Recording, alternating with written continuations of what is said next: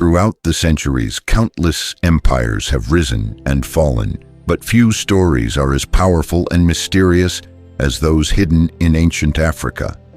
The Bible, one of the oldest and most influential books in the world, contains forgotten stories of mighty kings, regal queens, and noble nations with rich, dark skin. These stories are more than just tales. They are threads in the tapestry of African history. Join us as we take a cinematic journey through time and rediscover the biblical roots of Black and African peoples, stories that may have been forgotten by the world but remain etched in the sands of time. Welcome to our channel, to the Bible Stories with Gian channel. If you're passionate about culture, ancient history, and biblical truth, this video is for you. Don't forget to hit that subscribe button and turn on the notification bell so you never miss an episode. Now, let's travel back to the days after the Great Flood, when one family repopulated the earth and gave rise to the nations we know today. After the flood, Noah had 3 sons, Shem, Ham, and Japheth. Each son became the forefather of different nations and people across the earth. Shem became the ancestor of people from the Middle East, including the Hebrews, Arabs, and Assyrians. Japheth's descendants spread across Europe and parts of Asia. But Ham, the youngest son, is the one whose lineage is closely tied to the African continent. Ham had 4 sons, Cush, Mizraim, Put, and Canaan. The Bible, in Genesis chapter 10, gives us their names and descendants. Cush is associated with Ethiopia and regions around ancient Nubia. Mizraim is another name for Egypt. Put is linked with areas in North Africa, like modern-day Libya. Canaan settled in the land that would later bear his name, a region located in the Middle East. While Canaan's descendants are not African, Ham's other sons clearly trace a biblical connection to African heritage. One of the most misunderstood stories in the Bible is the so-called Curse of Ham. According to Genesis 9, Noah became drunk and lay uncovered in his tent. Ham saw his father's nakedness and told his brothers Shem and Japheth, who respectfully covered their father. When Noah woke up and learned what had happened, he was angered, not at Ham, but at Ham's son, Canaan. He said, "Cursed be Canaan, a servant of servants shall he be." It's important to clarify, the Bible does not curse all of Ham's descendants. Only Canaan, one of his 4 sons, is mentioned in Noah's statement. For centuries, this passage has been twisted to justify discrimination. But the truth is simple. Ham was not cursed.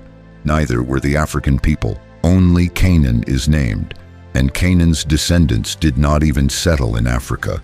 It's time to correct that harmful misinterpretation. Let's take a closer look at Ham's sons and the civilizations they helped shape. Cush is believed to be the ancestor of Ethiopians and Nubians. The ancient kingdom of Cush was a powerful civilization located south of Egypt, known for its wealth, art, and advanced society. Mizraim, the father of the Egyptians, gave birth to a civilization famous for its pyramids, writing systems, and long dynasties of pharaohs. Even today, Jews and Arabs refer to Egypt as Mizraim. Put, another of Ham's sons, is associated with ancient Libyans and other North African tribes. Though less is recorded about Put, historical and biblical references suggest his people were fierce warriors and hunters. Through these sons, Cush, Mizraim, and Put, Ham became the forefather of African civilizations, from East Africa to North Africa, and even parts of central and southern regions. The idea that African people are cursed comes not from the Bible, but from centuries of flawed interpretations. The curse mentioned in Genesis 9 was directed at Canaan, not at Ham or any of his other children. This is a critical distinction that must be understood. The Bible does not teach that Black or African people are cursed. In fact, many of Ham's descendants, especially the Egyptians and Cushites, played major roles throughout Scripture. For example, the Cushites appear in the book of Isaiah and other prophetic writings as brave warriors and respected nations. The Queen of Sheba, who visited King Solomon, came from the region of Ethiopia or southern Arabia, both regions connected to Cush. African nations are repeatedly shown as significant and honored in various biblical texts. According to ancient records like the Book of Jubilees, Ham lived for hundreds of years, possibly over 600 years. He witnessed multiple generations of his family grow and expand. Some ancient traditions even claim that Ham built the first city after the flood and named it Male Tlach in honor of his wife. His legacy is massive, spanning from Egypt and Ethiopia to parts of India and the Arabian Peninsula. There are also many theories about Ham's burial place. Some believe he was buried in Nubia, Sudan, or Ethiopia. Others claim he may have been buried in Mesopotamia or even Egypt, known for its ancient tombs and mysteries. Wherever he rests, Ham's story lives on through his descendants and the nations they formed. Canaan, though cursed by Noah, became the ancestor of the Canaanite people, who settled in what is now Israel, Palestine, and parts of Lebanon and Syria. According to the Book of Jubilees, Canaan disobeyed his father Ham by settling in territory assigned to Shem. Despite objections from his father and brothers, he chose to remain in that land, which later became central to the stories of Abraham, Moses, and the Israelites. This disobedience was a serious offense in ancient times, where land inheritance and family authority were deeply respected. However, this part of the story is not meant to define all of Ham's lineage. It's a cautionary tale about respect and obedience, not a blanket judgment on African people. The Bible presents a complex and rich tapestry of history.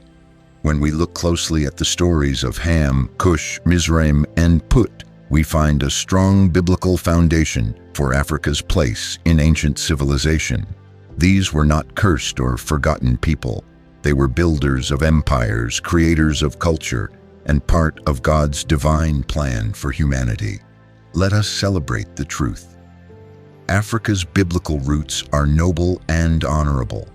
The descendants of Ham were pioneers in agriculture, architecture, governance, and trade. Their stories remind us that greatness runs deep in the heritage of Black and African peoples. Thank you for watching and joining us on this inspiring journey through biblical history. If you learned something new today, give this video a like and share it with others who might be interested. Don't forget to subscribe and click the notification bell so you never miss future episodes. There's so much more to discover in the stories of the Bible, and we can't wait to share it with you. Take care. God bless you all.